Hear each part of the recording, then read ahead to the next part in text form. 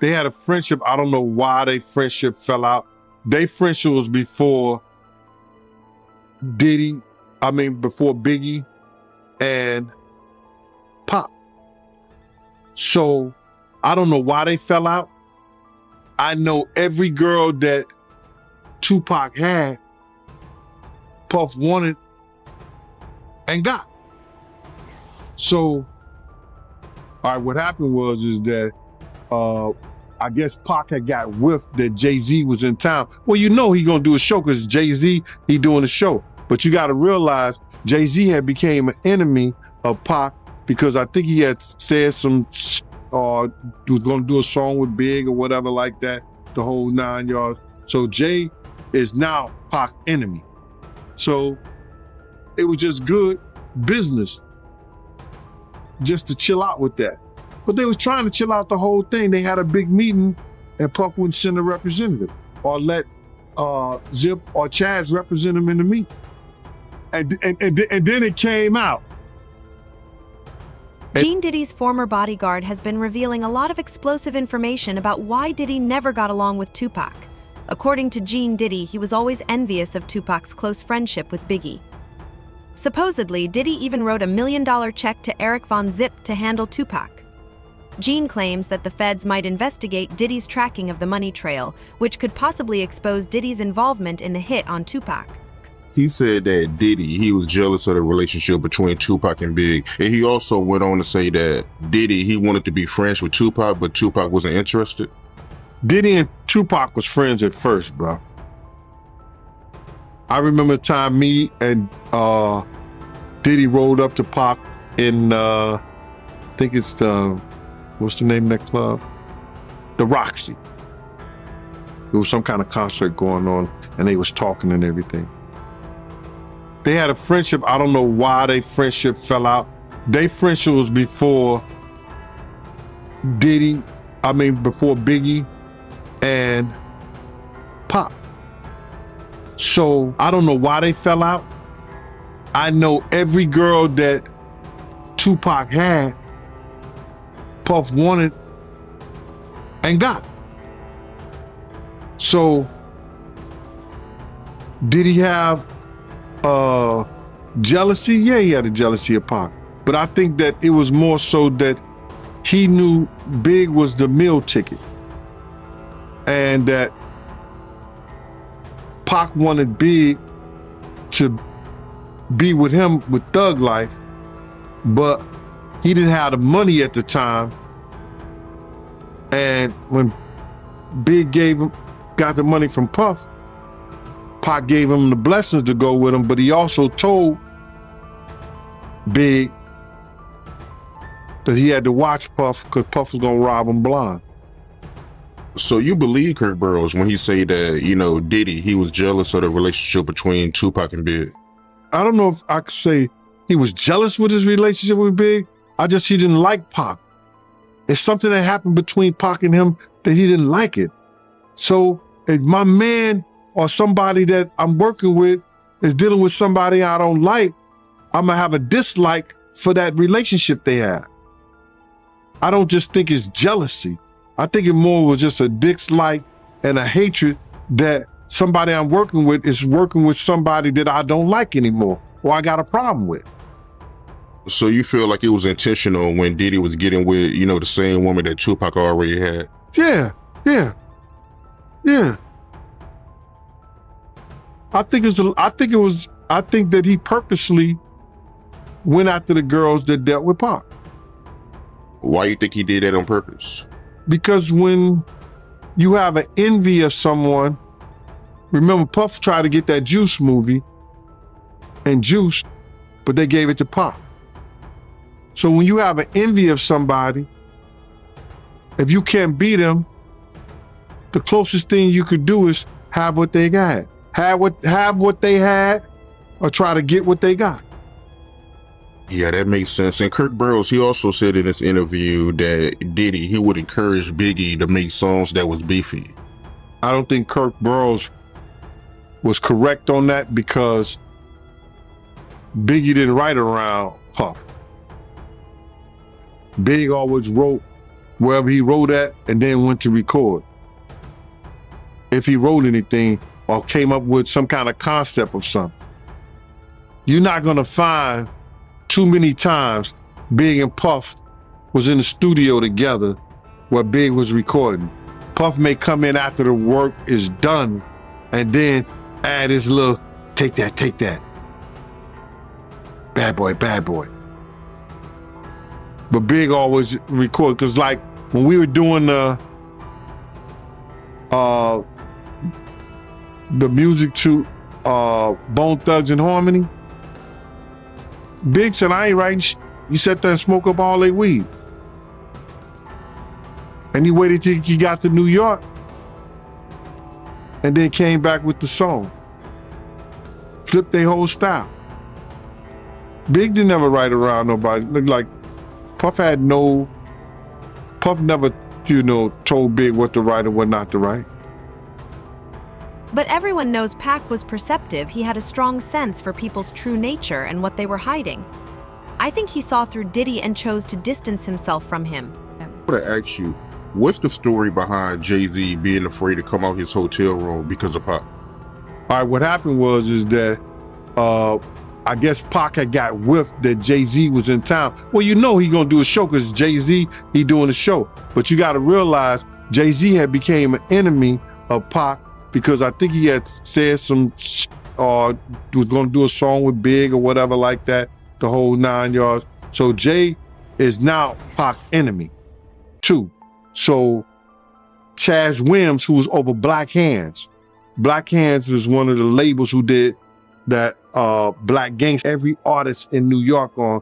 And Chaz, who is now getting into the music business, has become a music executive. And he was once a former gangster who was on American Gangster BET because they had him down for robbing 161 banks. That's what they put in their program and everything. But Chaz was a gangster in New York City that became a music executive. So he gets a phone call saying that Jay is not gonna come out the room because Tupac threatened him. So he's not gonna do his show. Can he make some phone calls, you understand, to get Pac off the bullshit? So I think he may have talked to Big D, and Big D and Eric B called Suge, and Suge was laughing, saying that wasn't him. Because they tried to make it seem like it was Suge that was doing it, but it was Pac. So I guess Suge called Pac. Pac let him go ahead and do his show and everything like that. But Jay was scared to come out his room. So that story was really true about Jay-Z being afraid to come out his hotel room. Yeah, come on, man. Yeah, he was scared. Probably still is scared. Yeah, that's crazy, man. And Suge, he told Pac to chill out? Yeah, Suge told Pac to chill out. You know what I'm saying? Because see, they was trying to, so you got to realize is that it was going to call a dissension because they were trying to start Death Row East Coast. And that would have been Pac, Eric B, and you know what I'm saying, all the dudes here in New York. So then they're going to have groups coming back and forth from Cali to New York.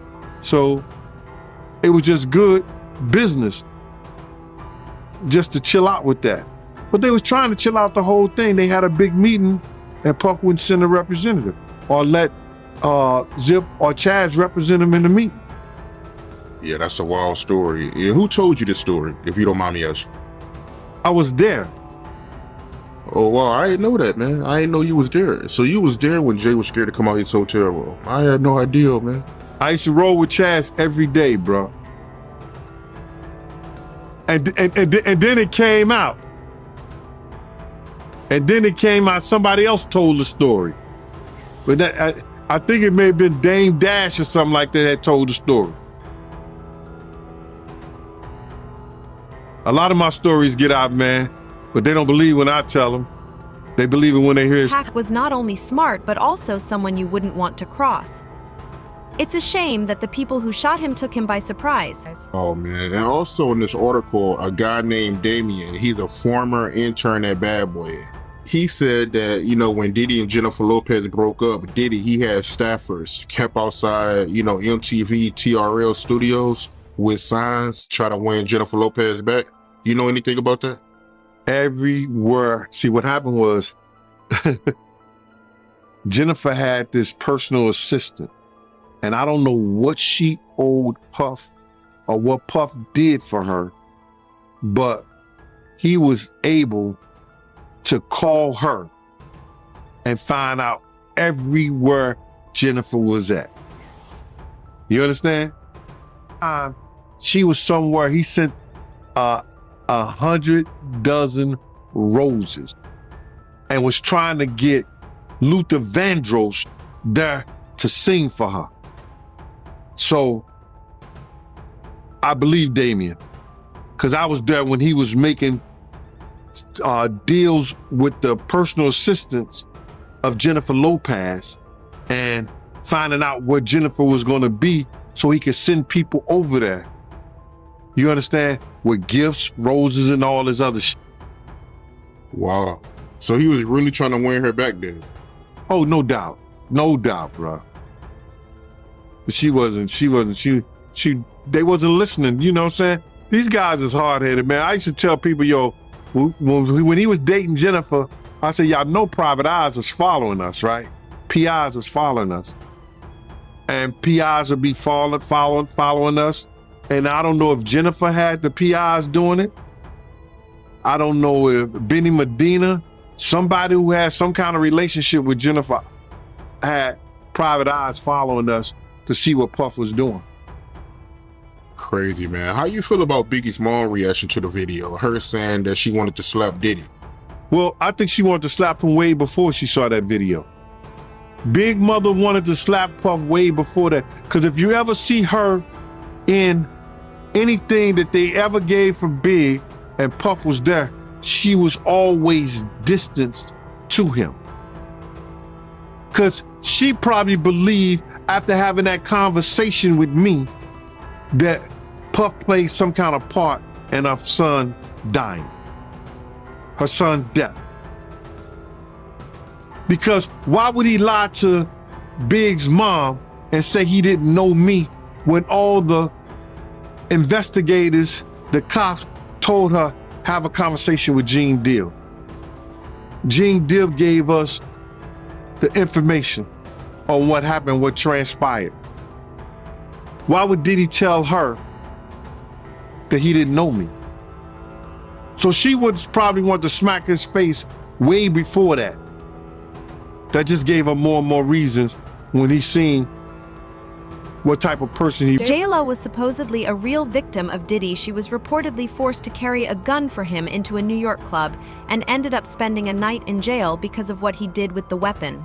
Family, I know we're doing this old school taping again and release, but this is something I think y'all gonna really, really enjoy on this Sunday morning. It's a conversation with somebody that y'all love. Y'all love Mr. Gene Deal. And so I get a lot of conversations, or I get a lot of requests in the comment sections saying, man, you and Gene need to do a sit down. You and Gene need to do an interview. And I'll be like, dang, is that we got that many new people that's in the comment sections? Shit, me and John did one with him about 4 or 5 years ago. So we decided to put this audio up. We cutting it up because it went a little longer, but we cut it up for you guys. And we decided to put it out and let y'all conversation between Gene and I that we had, answering a lot of the questions. It's not going to be y'all here for P. Diddy and Diddy bashing or conversations about that. This is not the interview for this. This was all around the surrounding of the identifications and the Biggie assassination, and Gene and I just talking it out like men. So hey, Sunday morning, drink your coffee, or this afternoon, it ain't no good games on. Unless you're into baseball, give us 30 minutes of your time and watch this interview. I think you'll learn a lot about it, about where we have our differences at, but how people can have a differences and have a decent conversation. So bomb first, we'll be back at you later on the day, or definitely by first thing in the morning.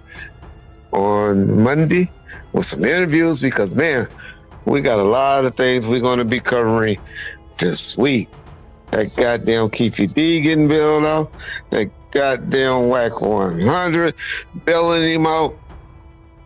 The Kendrick Lamar situation and all of that stuff. So peace bomb first.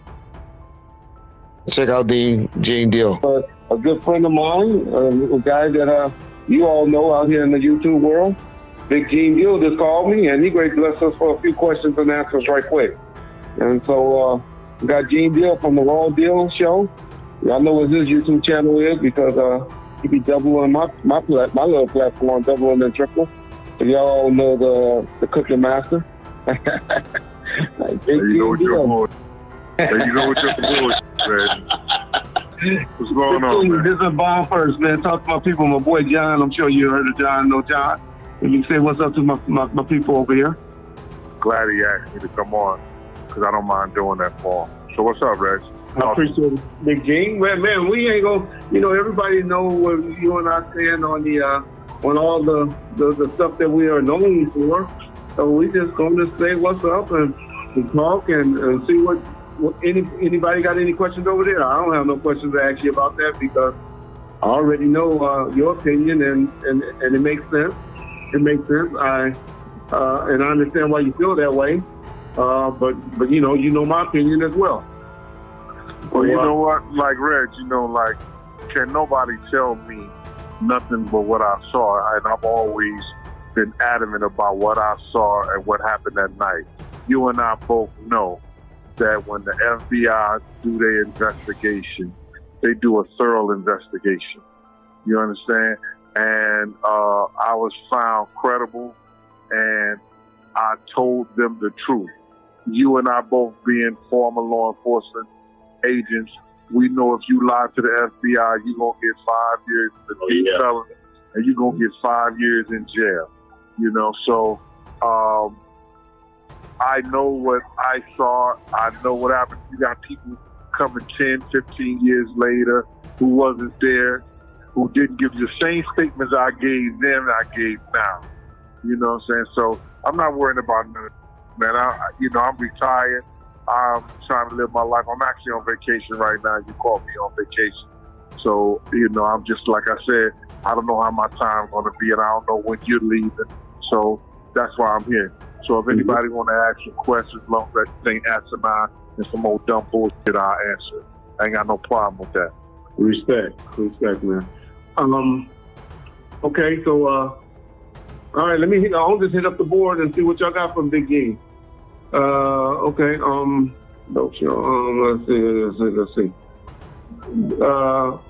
Say, come on, y'all. We know that Big Gene don't believe that Coochie was involved. Gene, if you can just tell my people what you believe, and just so they won't have to keep asking that question about Coochie and all of that, because I know what you believe, and if you can just explain out to the people what you believe, so they won't have to keep asking that question. I believe the same Muslim who walked up to me and Puff that you and I both know, and your man said that he saw the picture that they showed me the night, the day that they came to my job and we was in the hotel, of me, Puff, and the Muslim, and his face was messed up. That same Muslim was the name, I guess his name is Amir Muhammad or Harry Phillips or whatever, walked up to me and Puff car. 5 minutes later, he walked in. After he walked up to me and Puff's car, he walked in the direction to the corner. I didn't see him no more. I didn't keep my eye on him.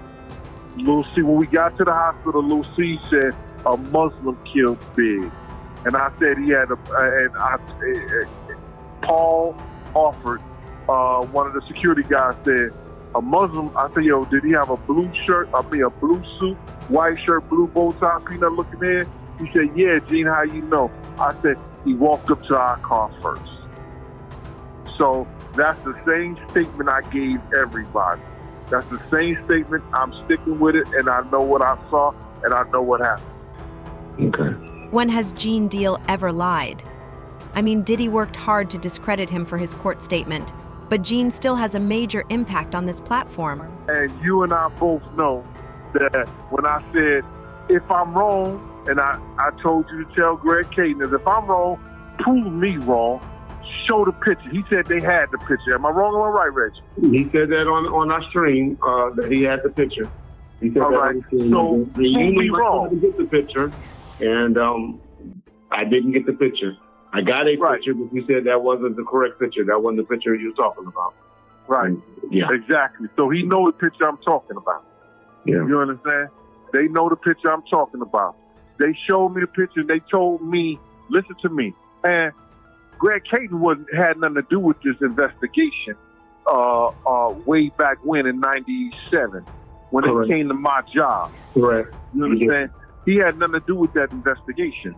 The cops, cats, and all of them told me, we're going to fix the photo and bring you back out there, or we be back out there in 2 weeks. Now, they never came back out there, and they never brought me there. The next time I heard it was doing a deposition for Miss Wallace. You understand? So now, if they were interested in getting the killer big, they had the photo, they had a law enforcement agent who said he saw him walk in that direction. You understand? So now, if they was interested, they would have took care of that right then and there.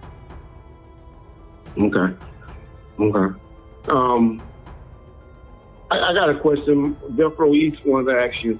He said, could you ask Big G if Michael Clark Duncan was supposed to be the bodyguard of Big on March the 9th, as he claimed? Or any story? He made that up. Okay, he made that up. Okay, yeah, I heard that. I'm gonna give it to you 100. Yeah.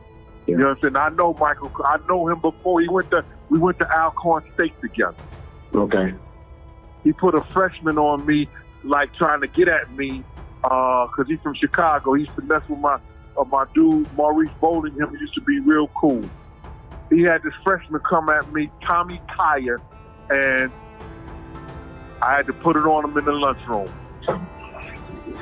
Let me ask you this, Big Game. Was Amir Muhammad? When did you first see the picture of Amir? What year did they show you that? That picture. They never showed me the picture of Amir Muhammad. Oh, okay. So you never identified Amir Muhammad as they never showed me the picture. They never showed me Amir Muhammad. The LAPD never showed me Amir Muhammad. Okay. That should clear up a lot of questions that people have that I'm seeing. Okay. John, kind of help me with the board because it seems like people asking good questions. Okay. And I don't want to miss them. Yeah. Somebody said, ask him why he didn't circle Amir in the lineup. I don't know what that's. He just said he didn't never. Oh, gotcha. Okay. See, listen here, man. Listen, this they try to portray, and the reason, and Reggie told me your man, Kaden used to talk the whole night. We don't need to talk because he blatantly told a lie. You understand? When he said that I picked out, I said, this guy, they look like him, but it's not him. The one that Lil C's did, the facial structure is not strong enough. You understand? It's not him. And I had a lawyer there with me. You understand? I had a lawyer there, Eloise Nurse.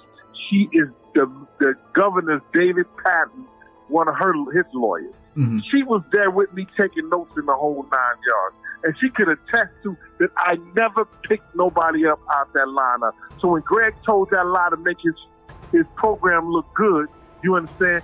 That's why I cannot with him. And Red, that's why I told you I wouldn't with you. Yeah. You know, listen, me and you had some good conversations, Red. You understand? You told me like you thought that was Keefy D at the moment back of the Soul Train that you pulled your gun out on, and I told that was Gutter. That was C Gutter. And ever since then, I've been correcting that. If you've been watching anything I say I correct it all the time and say, hey, you set me straight on that. And yeah. Because he wasn't with them like that, right there at that particular time. But the whole thing about it is, man, a lot of people come here and they want to take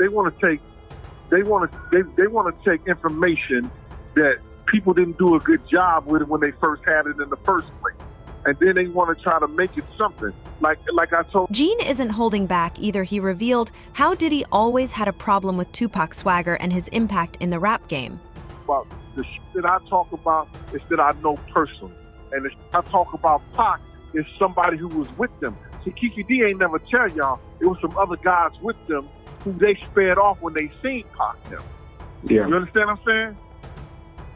It was some other guys that was with them that they spared off when they seen Pac them. They said, oh, there go them niggas right there. Oh, yeah, we're going to go holler at them. All right, we'll see y'all back. And they was right there when that happened.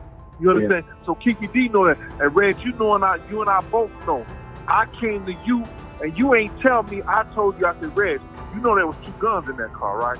And he said, and the first thing you said to me was, yo, how you know that? How did you find out about that, G? I said, some of my people told me like that, man. And they told me the situation. But and you said, yeah. He never got to pull those guns out, though. No, he never got to. Okay. He never got to. But if you know if you going to have a situation, stuff like that, and somebody make a move like that, and you got somebody in the back who's supposed to handle something, they're gonna do what they supposed to do. Yeah. Point blank. Yeah. And then, people try to get me to, yo, this conspiracy, this, that. Man, I know what my man told me. He told us that night, and when he came back from Vegas, he demonstrated what he saw to us. Yeah. You understand? Yeah. And he got mad at me because I said his name. And I said, but don't nobody know who you are, bro. Yeah. I said your name, but nobody knows who you are. I never gave him a first or the last name. I gave him your street name. Yeah. Okay. Well, cool. Let's talk about TPD a little bit since we brought him up, though. So there is knowledge that TPD was hanging around you guys, though, correct? Yeah, he was. I told you I think keep you on 4 or 5, even 3 to 5 occasions. Okay. Yeah. All right. Okay. Yeah, I'm just, everybody asking about, if you can just explain to people what you always said about the DJ Quick, about what the DJ Quick statement. If you can just explain that to him over here. I know you probably done said it 100 times, but. Listen, when we came up to the car, first thing before I even knew Big was, hit, Tone said, come on, Gene, let's go. We hopped in the car and chased the dude for about 2 or 3 blocks when we couldn't get at him no more. We couldn't get him. So we came back to the scene. Instead of me standing up there with Puff and them, I went down to the Peterson right in the driveway, and I played the wall. Because I know, and you know, people always come back to the scene or they have somebody around that's going to say something what you know. We know that as law enforcement. And that's as I was against the wall, just chilling like I was, like nobody seen me, like just how you chilling against the wall. DJ Quick was on his cell phone. He said, yo, I think they got one of them niggas. They said they was going to get him. Yeah, somebody from Bad Boy, I think they got shot. They said they was going to get some. They said they was going to get him. And as I'm going towards him, he's about, we're talking about 7, 8 yards, I guess. As I'm going through, because he's talking loud front. You know what I'm saying? I'm going towards him, and Paul comes and grabs me. Come on, Jen, what you doing up here? We gotta go. We finna get, we finna, take Big to the hospital. Because the ambulance never showed up. Because it was another incident on the other side of the museum that the ambulance and the fire department was there. So, whoever did it, they stayed that real well. And I still think that it wasn't nothing from, it wasn't no gang numbers.